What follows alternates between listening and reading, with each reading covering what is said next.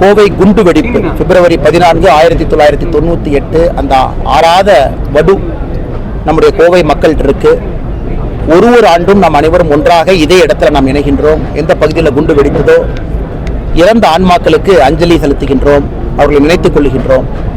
இந்த ஆண்டு நம்முடைய இந்த நிகழ்வுக்கு சிறப்பு அழைப்பாளராக வந்திருக்கக்கூடியவர் பெங்களூரு தெற்கு தொகுதியினுடைய எம்பி, அகில இந்திய இளைஞரணியினுடைய தலைவராக இருக்கக்கூடிய அருமை சகோதரர் தேஜஸ்வி சூர்யா அவர்கள். அவர்களோடு நம்முடைய எம்எல்ஏ, அகில இந்திய பாரதிய ஜனதா கட்சியினுடைய மகளிர் அணி தலைவி அக்கா வானதி ஸ்ரீனிவாசன் அவர்கள், நான், நம்முடைய மூத்த தலைவர்கள் எல்லோரும் பங்கேற்பதற்கு ஒரு வாய்ப்பு.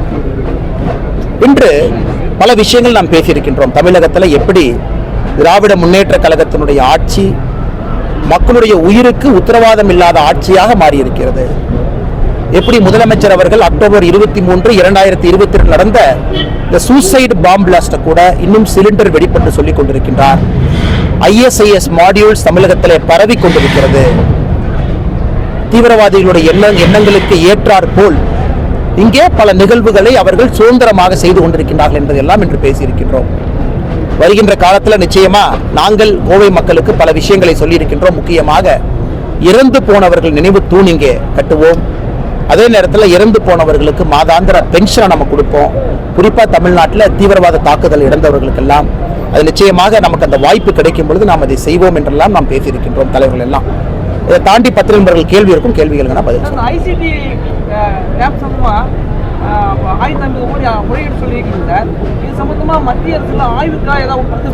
இன்னைக்கு கடிதம் எழுதியிருக்கின்றோம் தர்மேந்திர பிரதான் ஐயா அவர்களுக்கு. காரணம், இது சமகிரக சிக்ஷா திட்டம், எல்லோருக்குமான கல்வி திட்டத்தில் நாம் மிக தெளிவாக சொல்லி இருக்கின்றோம். 6ஆம் வகுப்பிலிருந்து 12ஆம் வகுப்பு வரைக்கும் ICT என்கின்ற செப்பரேட் பாடம் இருக்கணும். அந்த செப்பரேட் பாடத்துக்கு ஒரு இன்ஸ்ட்ரக்டர் 15,000 ரூபாயில ஒரு இன்ஸ்ட்ரக்டர் இருக்கணும். மாணவர்களுக்கு கம்ப்யூட்டரை பத்தி நல்லா சொல்லி கொடுப்பதற்கு 4.5 லட்சம் ரூபாய் ஒரு பள்ளிக்கூடத்துக்கும் உபகரணங்கள் வாங்குறதுக்கு வச்சுக்கங்க. ஆனுவல் மெயின்டெனன்ஸ்க்கு 2 லட்சம் வச்சுக்கங்க. இதற்காக தமிழகத்திற்கு கடந்த 3 ஆண்டுகள்ல 1050 கோடி ரூபாய் ஒதுக்கி இருக்கின்றோம். 1050 கோடி. கேரளால ஆச்சரியமான விஷயம் பாருங்க, இந்த ICT மலையாளம், ஆங்கிலம், தமிழ்ல நடத்துறாங்க. இந்த கேரளாக்கு போனீங்கன்னா இன்ஃபர்மேஷன் கம்ப்யூட்டர் டெக்னாலஜி என்கின்ற இந்த பாடப்புத்தகம் தமிழ்ல இருக்கு. இந்தியா முழுவதுமே ICT என்பதை முறையா ஃபாலோ பண்றாங்க, செப்பரேட் சப்ஜெக்ட். ஆனா இங்க அறிவியல் பாடத்துல ஒரு சாப்டரா ICT வச்சிருக்கிறாங்க. இல்லம் தேடி கல்வி அப்படிங்கிற இவங்களுடைய திட்டத்துல தன்னார்வலர்களாக வந்தவங்கள 12,000 ரூபாய் சம்பளம் கொடுத்து இன்ஸ்ட்ரக்டரா போடாம ஒரு மேனேஜர் மாதிரி வச்சிருக்காங்க. இது முழுவதும் தவறு. இது மத்திய அரசு எதற்காக இந்த திட்டத்தை கொண்டு வந்தார்களோ நேர் எதிராக இருக்கு. அதனால் இதை இன்னைக்கு தர்மேந்திர பிரதான் ஐயா அவர்களுக்கு இதை கொண்டு போயிருக்கும் கவனத்துக்கு. அவர் உயர்கல்வித்துறை அமைச்சர், அதே போல பள்ளி கல்வித்துறை அமைச்சருக்கும் நம்முடைய இங்க இருக்கக்கூடிய அமைச்சர்களுக்கும் அதை எழுதியிருக்கிறோம். ஆனால் மறுப்பலான பதில் தெரிய அவங்க தப்பு பண்ணியிருக்காங்கன்னு, மாணவ செல்வங்கள் வாழ்க்கையோடு விளையாடி இருக்கின்றார்கள் என்பது தெரியும். இந்த வேலையெல்லாம் செய்யறாங்க. அதுவும் நம்ம தெளிவாக சொல்லியிருக்கோம், ICT இன்ஸ்ட்ரக்டர் B.Ed படிச்சவங்களா இருக்கணும். இன்னைக்கு தமிழகத்தில் மட்டும் 60,000 பேர் B.Ed படிச்சு முடிச்சுட்டு பணிக்காக காத்து கொண்டிருக்கின்றார். அவங்களுக்கு இந்த வேலையை கொடுக்கலாமே. இவ்வளவு பெரிய இந்த திட்டத்தில் குளறுபடி செய்து நாங்கள் செய்வது சரிதான் அப்படின்னு மாநில அரசு பேசிக் கொண்டிருக்கின்றார்கள். அது பெரிய வருத்தத்தை பெற்றோர்களுக்கு, மாணவ செல்வங்களுக்கு எல்லாருக்கும் கழிச்சிருக்கு. இன்னைக்கு B.Ed அமைப்பினுடைய தமிழகத்தினுடைய தலைவர் அவர் கடிதம் போட்டிருக்கார். இதை பாரதிய ஜனதா கட்சி எடுத்து பேசியிருக்கீங்க, நன்றிகள். பெரிய தப்பு பண்ணியிருக்காங்க, மாநில அரசை கண்டிக்கணும்னு தமிழகத்தினுடைய B.Ed படிச்சு முடிச்சவங்க அந்த குழுவினுடைய தலைவரும் இதை சொல்லியிருக்கிறாங்க. இது அடிப்படையிலே தவறு என்று. தமிழக வெற்றி கழகம் ஒய் பாதுகாப்பு கொடுத்திருக்கு. மத்திய அரசு BJP கூட தமிழக வெற்றி கழகம் சேர்ற மாதிரி. ஆனா தமிழகத்துல இன்னைக்கு CRPF, YZ அந்த மாதிரி எல்லாம் இருக்கு, X எல்லாம் இருக்குங்கன்னா, இதற்கு முன்பு கலைஞர் கருணாநிதி ஐயா அவர்கள், இதற்கு முன்பு ஐயா ஸ்டாலின் அவர்கள், அவங்க எல்லாம் எதிர்க்கட்சி தலைவராக இருக்கும் பொழுதே மத்திய அரசினுடைய பாதுகாப்பு அவர்களுக்கு கொடுக்கப்பட்டது. அப்ப கரும்பூனை படை பிளாக் கேட்டா இருந்துச்சு. இன்னைக்கு மத்திய அரசு மோடி ஐயா வந்த பிறகு VIP செக்யூரிட்டி அப்படிங்கறத CRPFக்கு மாத்தி இருக்கிறாங்க. இன்னைக்கு நாம் தமிழகத்தில் அண்ணன் எடப்பாடி பழனிசாமி அவர்களுக்கு இதே CRPF செக்யூரிட்டி கவர் இருக்கு. கூட்டணியில இருக்காங்க, கூட்டணியில இல்லைன்னா மத்திய அரசு பார்க்கலீங்கன்னா அந்த செக்யூரிட்டி கேட்டகரைசேஷன் கமிட்டியில அவர்களுக்கு அச்சுறுத்தல் இருக்கு அப்படின்னு பல ஏஜென்சி பிளாக் பண்ண பிறகு அதை மத்திய அரசு கொடுக்கிறார். காங்கிரஸை சார்ந்த பெரிய தலைவர்களுக்கு இருக்கு, மாற்றுக் கட்சி நண்பர்களுக்கு இருக்கு. அதுபோலதான் தமிழகத்துல விஜய் அவர்களுக்கு மத்திய அரசு நேற்று சிஆர்பிஎஃப் ஒய் கவர் கொடுத்திருக்கிறாங்க. காரணம் 2-3 விஷயங்கள் நான் பார்க்கறதுங்க. நான் மத்திய அரசு சார்பாக பேச முடியாது, நான் ஒரு சாதாரண மனிதனா பேசுறேன். பத்திரிகையில நீங்களே போட்டிருந்தீங்க, ஆளுநரை சந்திக்க வரும்பொழுது வர முடியல, பைக்ல வர்றாங்க, தடுக்கிறாங்க, நிறைய பேர் பைக்ல போய் கீழே விழுந்தாங்கன்னு சொல்றீங்க. பரந்தூர் விமான நிலைய மக்கள்கிட்ட பேச போகும்போது பிரச்சனைன்னு பத்திரிகையில் நீங்க எழுதுறீங்க. ஆனால் மத்திய அரசை பொறுத்தவரை எல்லாத்தையும் கண்காணிக்கிறாங்க, அது யாராக இருந்தாலும் சரி. இன்னைக்கு இவ்வளவு பேசுற மாநில அரசு ஏன் விஜய் அவர்களுக்கு பாதுகாப்பு இவங்க கொடுக்கல?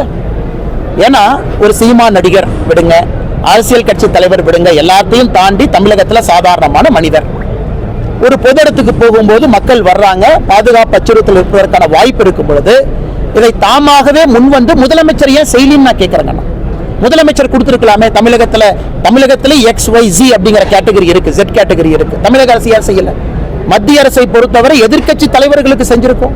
இதற்கு முன்பு வாஜ்பாய் காலத்திலே தமிழகத்துக்கு கிடைத்திருக்கிறது. நாம் மனிதர்களை மனிதர்களா பார்க்கிறோம். அவங்களுடைய லைஃபுக்கு அச்சுறுத்தல் இருக்கு அப்படின்னா இது பல ஏஜென்சி ஜெனரேட் பண்றாங்க. தமிழ்நாட்டில் பல மத்திய அரசு நிறுவனங்கள் இருக்கிறாங்க, செக்யூரிட்டி ஏஜென்சி இருக்கிறாங்க. அவங்க இன்ஃபர்மேஷன் ஜெனரேட் செய்த பிறகு இது நடக்குது. இதுல தயவு செய்து அரசியல் யாராச்சும் செய்ய நினைச்சாங்கன்னா அவர்களுக்கு அடிப்படை புரிதல் இல்லை என்பதுதான் எங்களுடைய தாழ்மையான கருத்து. திமுகவை கடுமையா எதிர்க்கிறனால பாஜக வந்து விஜய அனுசரிச்சு கொண்டு போறாங்க. விஜய் அவங்க பாரதிய ஜனதா கட்சி எதிர்க்கலையா? விஜய் அவங்க பாரதிய ஜனதா கட்சிக்கு எதிராக கருத்து வைக்கலையாங்கன்னா விஜய் அவங்க வச்சிருக்கிறாங்க. அதுதான் பாரதிய ஜனதா கட்சிக்கும் மற்ற கட்சிக்கும் இருக்கக்கூடிய அடிப்படை வித்தியாசம். நாங்கள் மக்களை மக்களா பார்க்கிறோம். பிஜேபி அனுதாபியா, பிஜேபிக்கு எதிரியான்னு எப்பவும் பார்த்தது கிடையாது. இந்தியாவில் இருக்கக்கூடிய ஒருவருக்கு, பொது இடத்தில் இருக்கக்கூடிய ஒருவருக்கு அச்சுறுத்தல் இருக்கு அப்படிங்கிற இன்புட் இருந்ததுன்னா நம்ம கொடுக்கிறோம். இதுல பிஜேபிக்கு சார்ந்தவரா பிஜேபிக்கு சாராதவரா என்பது எப்பொழுதும் முக்கியத்துவம் இல்லை. இந்தியா முழுவதும் நாம கொடுத்திருக்கக்கூடிய சிஆர்பிஎஃப் கவர், அகிலேஷ் யாதவ் அவர்கள் எல்லாரும் எடுத்து பாருங்க, எதிர்க்கட்சி நண்பர்கள் பாருங்க, எல்லோருக்கும் மத்திய அரசினுடைய அந்த கவர் இருக்குன்னா நமக்கு ஆதரவு நமக்கு எதிர் அப்படிங்கிற கோட்பாட்டை எப்பொழுதும் பாரதிய ஜனதா கட்சி எடுக்காது. அதனாலதான் நம்ம பார்ட்டி வித் டிஃபரன்ஸ். திமுகவை ஆட்டவோ அசைக்கவோ முடியாது அப்படின்னு சொல்லி கீதா ஜீவன் வந்து அண்ணாமலை வெறும் வாய்ஸ் ஓடால் அப்படின்னு அண்ணே, இந்த பிரச்சனையை ஆரம்பிச்சது யாருங்கண்ணே? இப்ப நம்முடைய முதலமைச்சர் மாண்புமிகு ஐயா மு.க. ஸ்டாலின் அவர்களுக்கும் ஆளுநருக்கும் பிரச்சனை இருக்குன்னு அது வேறங்கண்ணா. ஆளுநர் அவர்களை பொறுத்தவரை சரின்னு இருக்காங்க, திமுக அரசு அவர்களை பொறுத்தவரைக்கும் சரின்னு இருக்கிறாங்க, உச்சநீதிமன்றம் வரைக்கும் போயிருக்கு. இந்த பிரச்சனையை என்ன எதற்கு முதலமைச்சர் உள்ள இழுத்தாரு? முதலமைச்சர் தான் முதல்ல சொன்னாரு, இன்னொரு கட்சியினுடைய தலைவர் யாராக வர வேண்டும் என்பது எங்களுடைய கட்சி தீர்மானிக்கும், எங்களுடைய தலைவர்கள் தீர்மானிப்பாங்க, நாங்க யாரு எந்த பொறுப்பில் இருக்க வேண்டும் என்று. அண்ணாமலை இருக்கணும், ஆளுநர் இருக்கணும் சொன்னது யாரு? ஆனால் சரி, அண்ணாமலை இருப்பா இந்த கட்சியில, தொண்டனாக அண்ணாமலை இருப்பா, தொண்டருங்கிற பதவி எப்பொழுது இருக்கும்? தலைவர்கள் மாறித்தான் ஆகணும். அதான் அந்த கட்சியினுடைய அழகே, தலைவர்கள் மாறுவது. அப்பதான் அவ்வளவு தலைவர்கள் நாங்கள் உருவாக்க முடியும். அதான் அந்த கட்சியினுடைய அடிப்படை அழகு. பாரதிய ஜனதா கட்சியை பொறுத்தவரை இத்தனை இளைஞர்கள் ஏவர்றாங்க, அல்லது அவர்களும் தலைவர்களாக வர முடியும். இத்தனை பெண்கள் ஏவர்றாங்க, தலைவராக முடியும். ஆரம்பித்தது முதலமைச்சர் அவர். அதற்கு நான் என்ன சொன்னேன்? நான் தொண்டனாக இருந்தாலும் அறிவாலயத்திலிருந்து ஒரு செங்கலை எடுத்து ஆட்சியிலிருந்து அகற்ற. இன்னைக்கு முதலமைச்சர் என்ன பதில் சொல்லியிருக்காரு? சில பேர் செங்கல் அகற்றம் நினைக்கிறாங்க, கீழே விழுந்து தலையிலே அடிபட்ட பிறகு புத்தி வரணும். அப்ப நான் இதையே திருப்பி சொல்றேன், அப்ப முதலமைச்சர் அச்சுறுத்துகிறாரா? எனக்கு பாதுகாப்பு தமிழகத்தில் இல்லைன்னு முதலமைச்சர் சொல்றாரா? நான் அப்படி எடுத்துக்கல. முதலமைச்சர் என்ன சொல்றாரு? வைராக்கியமா சொல்றாரு, பார்க்கலாம் வாங்க அப்படி. நாங்களும் வைராக்கியமா சொல்றோம், பார்க்கலாம் வாங்க. முதலமைச்சர் சில பேர் கீழே விழுந்து தலையிலே அடிபட்ட பிறகுதான் புத்தி வரும் இன்னைக்கு அறிக்கை கொடுத்திருக்காரு. முதலமைச்சர் அவர்களே கொடுத்திருக்காங்க. அதற்காக நான் முதலமைச்சரை குற்றம் சுமத்தலாம், ஸ்போர்ட்டிவ் எடுத்துக்கிட்டேன். சரி, பாத்துக்கலாம் சார், எலெக்ஷன் ஃபீல்ட்ல பாத்துக்கலாம். நீங்க அப்படி சொல்லுங்க, நாங்க இப்படி சொல்றோம், மக்கள்கிட்ட போய் நாங்களும் போராடுறோம். இதுல கீதா ஜீவன் அவர்களோ அண்ணன் சேகர் பாபு அவங்க சொல்றாங்க நான் இம்போர்ட்டட் பொலிட்டீஷியன். இன்னைக்கு தமிழகத்துல இம்போர்ட்டட் பொலிட்டீஷியன் யாரு? 35 திமுக அமைச்சர்கள் 14 பேர் ஏடிஎம்கேல இருந்து வந்தவங்க. அவங்க இம்போர்ட்டடா, நான் இம்போர்ட்டடா? சேகர் பாபு அவர்கள் அதிமுக இருக்கும்போது புரட்சி தலைவி அம்மாவை கடவுள்னு சொன்னாங்க. இன்னைக்கு கலைஞர் ஐயாவை கடவுள்ங்கிறார். அப்ப மதம் மாறியவர் அவரா நானா? அந்த கடவுளை மாத்தி இந்த கடவுளுக்கு வந்த மதம் மாறிய சேகர் பாபு அண்ணன் அவர்கள் என்னைய பார்த்து இம்போர்ட்டட் பொலிட்டீஷியன். இது நியாயமா? இதே ரகுபதி அவர்கள் லோக்சபா தேர்தலுக்கு முன்னாடி என்ன சொன்னாரு? இங்கே இந்தி கூட்டணி ஜெயிச்ச பிறகு திகார் ஜெயிலுக்கு தமிழ்நாட்டிலிருந்து போற முதல் அண்ணாமலைன்னு சட்டத்துறை அமைச்சராக ரகுபதி சொன்னார். அதெல்லாம் மிரட்டல் இல்லையா? சட்டத்துறை கையில் வைத்திருக்கக்கூடிய சொன்னாரு இந்திய அலையன்ஸ் வந்த பிறகு அண்ணாமலையை திகாருக்கு அனுப்புவோம். அதையெல்லாம் நாங்கள் ஸ்போர்ட்டிவா தானே எடுத்துக்கிறோம். பார்த்துக்கலாம் வாங்க, களத்திலே மோதுவோம். ஆனால் முதலமைச்சரை பொறுத்தவரை நாங்கள் களத்தில் இருக்கோம். நீங்க எத்தனை பேரோடு வேணாலும் வாங்க, என்ன வேணாலும் சொல்லுங்க. பாரதிய ஜனதா கட்சியினுடைய ஒரு தொண்டரும் இங்கே இருப்போம். நிச்சயமாக 2026 திமுகவினுடைய அரசியல் பாரம்பரியத்தில் கடைசி ஆண்டாக தமிழகத்தில் ஆட்சியில் யாருங்கண்ணா அண்ணா முதலமைச்சர் ஒரு விஷயத்தை புரிஞ்சுக்கிறோங்கண்ணா. தமிழகத்துல தாமரை எங்க இருக்கு அப்படின்னு கலைஞர் ஐயா கேட்டாங்க. தாமரை எங்க இருக்கு?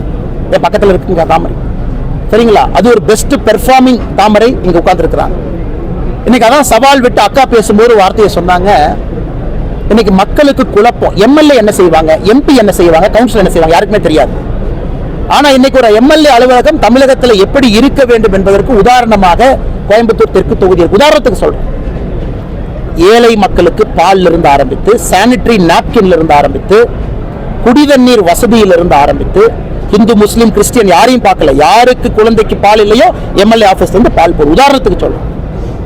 ISO தர சான்றிதழ் அப்படின்னா சும்மா இல்லைங்க. ஐயா நீங்க வந்தா பெட்டிஷன் இப்படி ரிசீவ் பண்ணுவோம், பெட்டிஷன் இப்படி ஆக்ட் பண்ணுவோம், உறுதிமொழி. இன்னைக்கு சோலார் கிரீன் ஆபீஸாக மாறிக்கொண்டிருக்கிறது. நீங்க ஒரு திமுக எம்எல்ஏ ஆபீஸை காட்டுங்க பார்க்கலாம், இல்ல எம்எல்ஏ ஆபீஸ்க்கு போறவங்களை காட்டுங்க பார்க்கலாம்.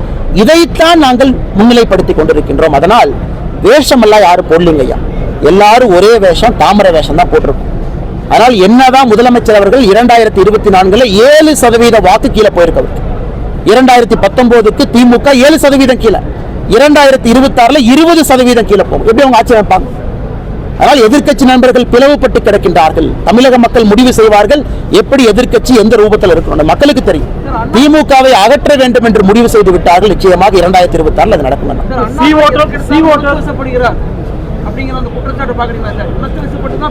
உணர்ச்சி வசப்படுறதானே ஸ்ட்ரென்த், உணர்ச்சி வசப்படுறதா என் ஸ்ட்ரென்த். அப்படின்னா உண்மையா இருக்குன்னு அர்த்தம். உள்ளத்தில் இருக்கிறது வெளியே வந்தாதான் அந்த உணர்ச்சி உங்களை வசப்படுத்துவதற்காக, என்னை உங்களிடம் வைப்பதற்காக வசமா வெளியே வருது. உணர்ச்சி வசம் என்னென்ன தப்பு? உணர்ச்சி வசப்பட்டு தப்பான வார்த்தையை சொல்லனா, கெட்ட வார்த்தையை பயன்படுத்தினா, யாரையாவது ஒழுங்கீனமா நடத்தினா, இல்ல யாருக்காவது மரியாதை கொடுக்காம நான் பேசணும். உணர்ச்சி இருக்கிறனால தான் உணர்ச்சி வசப்படுறேன். திமுக காரங்க உணர்ச்சி இல்லாம இருக்காங்க, அதனால உணர்ச்சி வசப்படல. அதுக்கு எம்எல் குற்றச்சாட்டாக இதை வைத்தால் என்ன நியாயங்கன்னா, அதே சி ஓட்டர்ல இன்னொன்னு சொல்லியிருக்கிறாங்களே, தேசிய ஜனநாயக கூட்டணி பிஜேபி இன்னைக்கு 21% வாக்கை தாண்டி தமிழகத்தில் இருக்குன்னு சி ஓட்டர் சொல்லியிருக்காங்க. இந்தியா டுடே சர்வேல 21வது இடத்துக்கு. இன்னைக்கு தமிழகத்தில் அதிகாரப்பூர்வமாக 2வது இடத்துக்கு நாங்க வந்துட்டோம். அதே சி ஓட்டர் சர்வேல இன்னொன்னு சொல்லியிருக்காங்க, முதலமைச்சர் அவர்கள் ஆரம்பத்தில் 2ல் இருந்தார். வந்த புதுசுல 2021 state of the nation survey இன்னைக்கு 2ல இருந்து 3க்கு போய், 3ல இருந்து 4க்கு போய் இன்னைக்கு 5வது இடத்துல முதலமைச்சர் இருக்கார். அந்த இந்தியாவுடைய state of the mood of the nation 2 முறை நடக்கணும். ஆகஸ்ட்ல நடக்கும், ஜனவரியில் நடக்கும். ஜனவரி 26, ஆகஸ்ட் 15 2 முறை நடத்துவாங்க வருஷத்துக்கு. இந்த ஆகஸ்ட் வரும்போது முதலமைச்சர் 10க்கு போயிருப்பார். அடுத்த ஜனவரி வரும்போது கடைசியா போயிருப்பார். அதனால முதலமைச்சர் அவர்கள் கீழே இறங்க ஆரம்பிச்சுட்டாங்க. தேசிய ஜனநாயக கூட்டணி மேல போக ஆரம்பிச்சிருக்கும். அதுதான் சி ஓட்டர் செய்தி சொல்லக்கூடிய ஒரு குறிப்பு. அரசு மருத்துவமனைகள்ல வந்து உயிரிழப்புகள் அதிகரிச்சுன்னு சொன்னாங்க. அண்ணன் திருநெல்வேலியில அண்ணன் மாசு அவர்கள் சொல்லட்டும். திருநெல்வேலியில ஒரு சிறுவன், தென்காசியை சார்ந்த ஒரு சிறுவனுக்கு செவிலியர் ஊசி போட்டு அந்த குழந்தை இறந்தாங்களா இல்லையா? ஆம். குழந்தை இறந்த பிறகு திருநெல்வேலியை சார்ந்த திமுக காரன் குழந்தையோட அப்பா அம்மாட்ட போய் நாங்க பணம் கொடுக்கிறோம், பெருசு பண்ணாதீங்கன்னு சொன்னது உண்மையா பொய்யா? சென்னையில முதலமைச்சருடைய சொந்த தொகுதியில ஃபுட்பாலர் அருமை சகோதரி பிரியா அவர்களுக்கு தப்பான ஆபரேஷன் பண்ணி உயிர் போச்சா இல்லையா? தமிழ்நாட்டில் செவிலியர்கள் எத்தனையோ இடத்துல ஆபரேஷன் பண்ணி மக்கள் இறந்திருக்காங்களா இல்லையா? இது விவாதம் பண்றதுக்கு பத்திரிகையில நீங்கள் எழுதுறீங்களா? பத்திரிகையை நாங்க நம்புறோம். நாங்களும் கவர்மெண்ட் ஹாஸ்பிட்டல் போறோம்.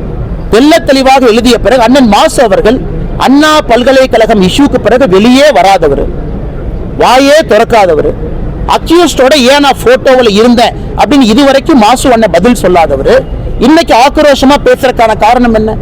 அண்ணன் மாசு அவர்கள் நெஞ்சில கை வைத்து சொல்லட்டும். இல்ல தமிழ்நாட்டில் சுகாதாரம் என்பது உலக தரத்தில் இருக்கு கிடையாது.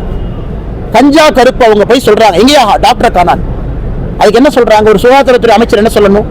ஆமா, பெட்டிஷனை வாங்கிட்டேன், என்கொயரி பண்றேன், ஆக்ஷன் எடுக்கிறேன். இது பதில். கஞ்சா கருப்பு தொடர்ந்து இதே போல் பேசினால் எதிர்வினைகளை சந்திப்பார்னா மிரட்டி பாக்குறீங்களா? இதே மாசு அவர்கள் கஞ்சா கருப்பண்ண பத்தி என்ன சொன்னார்? ஆனா எல்லாருக்கும் சொல்ற உரிமை இருக்குன்னா, கஞ்சா கருப்பண்ண சொன்னது பொய்னு ப்ரூவ் பண்ணிட்டு அமைச்சர், அது வேற. கஞ்சா கருப்பு அவர்களுக்கு எதிர்வினையை சந்திப்பாருன்னு அவர் என்ன பொத்தம்பொதுவா ரிலேஷனோட போறாங்க, ஒருத்தவங்களுக்கு டாக்டரே இல்லை அதை சொல்றாங்க. அதையெல்லாம் மிரட்டக்கூடிய மாசு அவர்கள் இப்படி சொன்னா என்ன அர்த்தம்?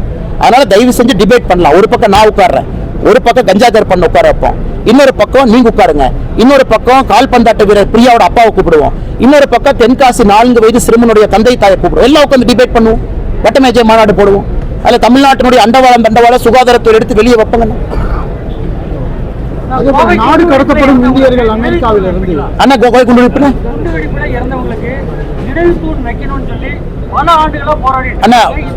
அண்ணா இது நம்முடைய எம்எல்ஏ அவர்கள் வானதி சீனிவாசன் அக்கா அவர்கள் உறுதிமொழியை பல இடத்துல கொடுத்திருக்கிறாங்க.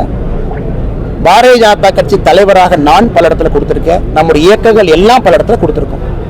பட் இன்னைக்கு அது கார்பரேஷன், மாநில அரசு இருவரும் சேர்ந்தது பண்ணணும். என்னைக்கு நாம ஆட்சிக்கு வர்றோமோ, என்னைக்கு நம்மால் இதை செய்ய முடியுமோ நாங்க செய்வோம். ஆர்டிகல் 370 எடுப்போம்னு சொன்னா நம்ம செஞ்சோம்னா இதை உறுதியாக நடக்கும். அதற்கான ஆண்டவன் காலம் கொடுப்பான். எம்எல்ஏவாக இருக்கிறாங்க, இன்னைக்கு எம்எல்ஏ சொல்றாங்கிறதுக்காக கார்பரேஷன் செய்ய மாட்டாங்க, எம்எல்ஏ சொல்றாங்களுக்காக கலெக்டர் இடம் கொடுக்க மாட்டாங்க, எம்எல்ஏ சொல்றாங்க அப்படிங்கறதுக்காக ஆட்சியாளர்கள் வேலை செய்ய மாட்டாங்க.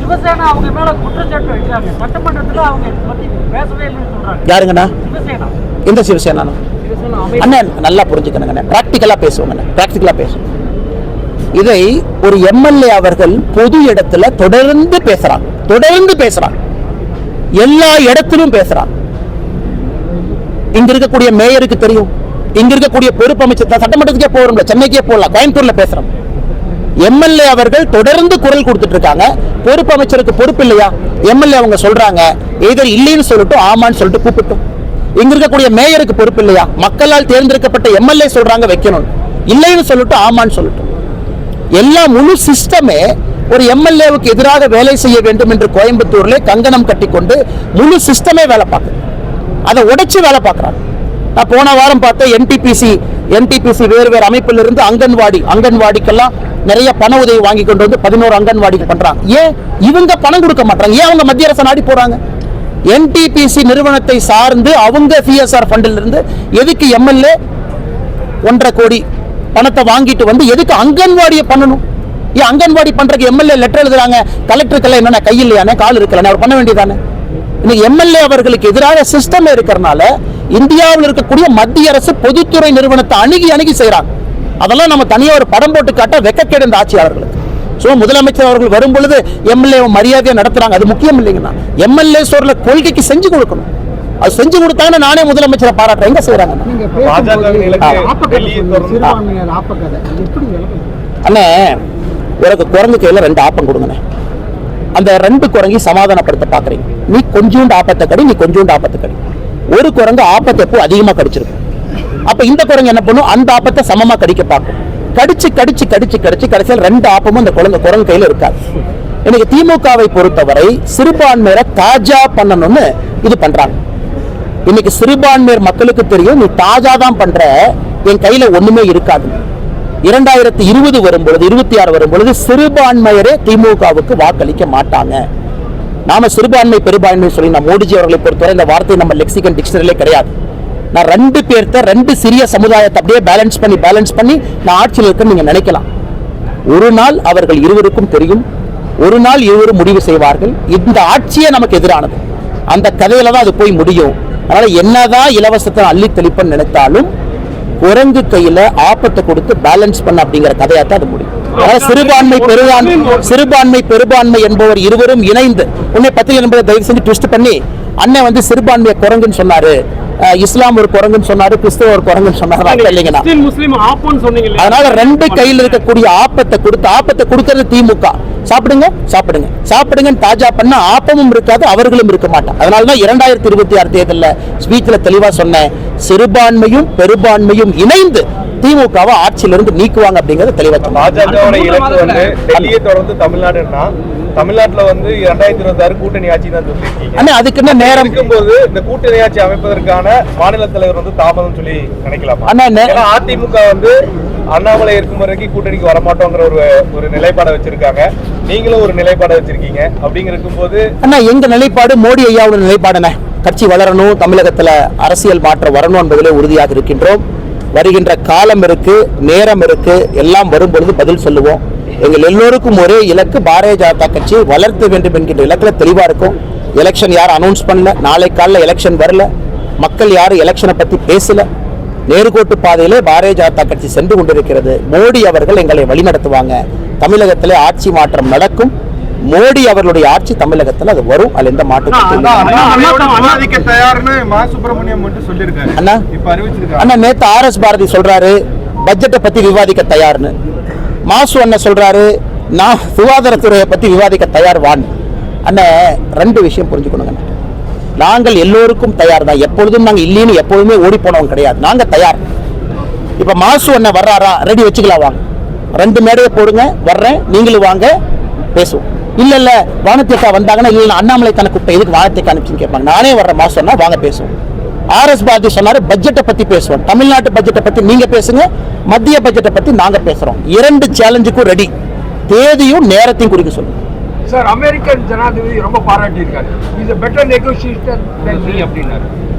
அது மட்டும் சொல்லுங்க சார். நாட்டுக்காக மோடி அவர்கள் எப்படி உறுதித்தன்மையா இருக்காரு அப்படிங்கறதை ட்ரம்ப் சொன்னாரு.